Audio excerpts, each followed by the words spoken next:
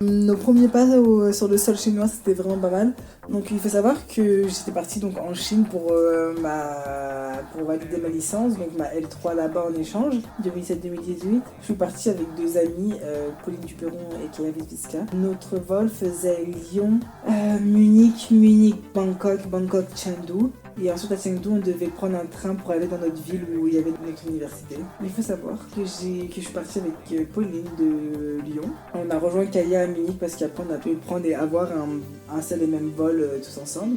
Donc nous avons fait une escale à Munich.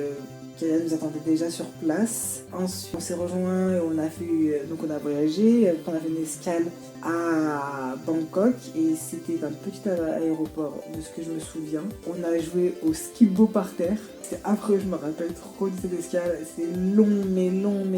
On a fait que des jeux de cartes. Kaya, je me rappelle, elle a acheté des M&M's. C'était super bon, genre vraiment super bon cette escale. Je me rappelle des M&M's, mais je me rappelle pas du nombre d'heures de l'escale. Ensuite, on est arrivé à Chengdu. Géant aéroport super bien et tout. On nous dit que la gare est pas du tout à côté, donc faut qu'on marche. Puis ensuite qu'on prenne un bus, sauf que on était là avec nos 2 ans de chinois appris en France. Enfin, c'était quelque chose. Du coup, on arrive enfin à faire comprendre. Ils nous demandaient notre visa, nos passeports et tout. Puis après, c'est super sécurisé. L'aéroport de Chengdu est vraiment super sécurisé. Il y a des militaires, des policiers de partout. Enfin, c'est affolant. Donc on arrive enfin à se faire comprendre. La personne nous dit que la gare de train est un peu plus loin. Donc ensuite, on monte dans un bus. On n'était pas sûr que ce soit le bon bus. Ça commence bien, c'est dans un territoire qu'on connaît pas, dans un pays qu'on connaît pas. On essayait de lire les panneaux, mais écrit comme ça en caractère. Enfin, franchement, c'était super. C'est une belle expérience. On arrive enfin à la gare. On fait la queue donc pour prendre notre billet de train. Le gamin devant nous secouait une petite boîte, donc tu vois, sur le taf, on cherchait juste à aller à la gare de Chengdu, à la gare de Hemei. Et il secoue une boîte et d'un coup, il se pose par terre, le gamin, il ouvre la boîte, il y avait des cafards dans la boîte. Et il a laissé sortir les cafards comme ça, devant nous. Et on s'est regardé comme ça, oh merde, oh putain, dans la gare comme ça, il n'y a pas de problème. Donc bref, vient notre tour, donc le gamin avec ses cafards passe, vient notre tour, on essaye de communiquer à la bonne femme du guichet qu'on voulait 3 billets pour Hemei. Elle nous dit que c'est pas possible, donc nous on comprend pas pourquoi c'est pas possible. Et elle nous dit non, c'est pas possible, et nous on force, tu vois.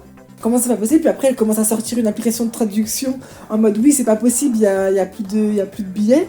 On lui dit ouais mais enfin il est à peu de 17h, nous on veut retourner sur le campus, tu vois. Sachant que la fac avait déjà dépêché des étudiants pour venir nous chercher à ce moment-là en fait. Et on disait non c'est pas possible et tout. Elle nous disait bah attendez je vais regarder pour le plus tard et tout, celui d'après.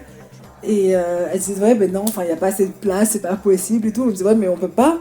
Elle disait bah attendez je peux peut-être vous trouver, elle tapait son ordinateur, je peux peut-être vous trouver des places debout et tout. Je me disais ouais on s'en fout des places debout, tant qu'on rentre dans le train, enfin nous on s'en fout, 1h30. Elle dit ouais c'est un peu long et tout, ou alors j'ai 2 places assises et il y en a un qui prend le taxi, et elle me regarde moi, elle me dit bah ouais les 2 femmes prennent le train et toi tu prends le taxi. Bah non, je fais pas 2 heures de taxi comme ça, inconnu au bataillon. Les filles étaient d'accord pour qu'on fasse tous un même voyage, soit on venait tous en taxi, soit on prend tous le train, ce qui est logique. Et elle arrêtait pas de dire ouais mais non mais il y en a que 2 qui peuvent partir, un il doit prendre le taxi, elle me regardait dans le blanc des yeux, mais ta sœur désolée.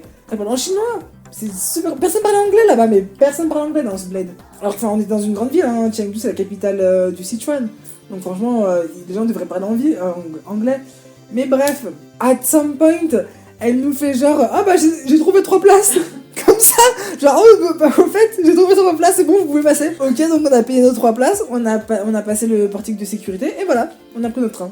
Genre, la meuf, elle a apparu, 3 places sont apparues comme ça, bim boum, pour le train qui arrivait là. On a pris le train, on est resté effectivement debout, puis après, le dernier arrêt, il devait bien faire une petite demi-heure. La femme de ménage, elle nous a dit vous pouvez vous asseoir sur les places vacantes, parce que nous on savait pas à quelle heure quand on arrivait ou quoi que ce soit. Donc elle nous a dit vous pouvez prendre des places vacantes, il y a plus personne, ça y est et tout. Donc on s'est assis pour les 30 dernières minutes. On est arrivé, il y avait le groupe de Chinois qui nous parlait et tout, oui venez c'est nous et tout blabla. Et après on est arrivé sur le campus, il y avait des petits stands sur le campus, le coin, parce que la fac était vachement divisée en 2.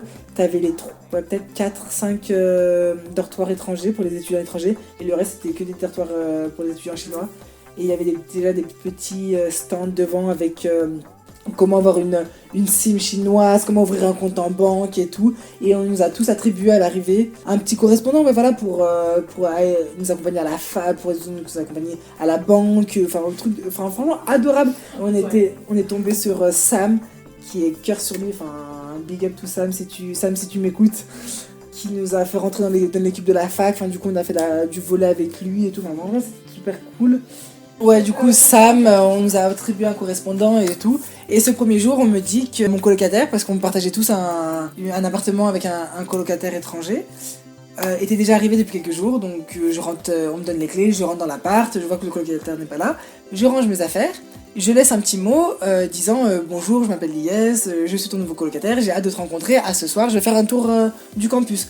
Je fais un tour du campus, on nous montre un peu les 2-3 coins du campus. Le soir, je rentre et je retrouve le mot que j'ai laissé déchiré dans la poubelle. Et à partir de ce moment-là, je me suis dit, ah ouais, ça va être pas mal. Et en fait, il s'est avéré que mon colocataire ne parlait pas du tout anglais. Donc on communiquait majoritairement en chinois. Il avait un très très bon niveau de chinois, mais moi, oui, lui, il ne parlait que chinois ou vietnamien. Mon niveau de chinois n'était pas super comparé au sien. Mais le hic, c'était que ils avaient divisé les classes d'étudiants étrangers en 2 groupes. Donc j'étais dans le groupe qui avait déjà fait du chinois.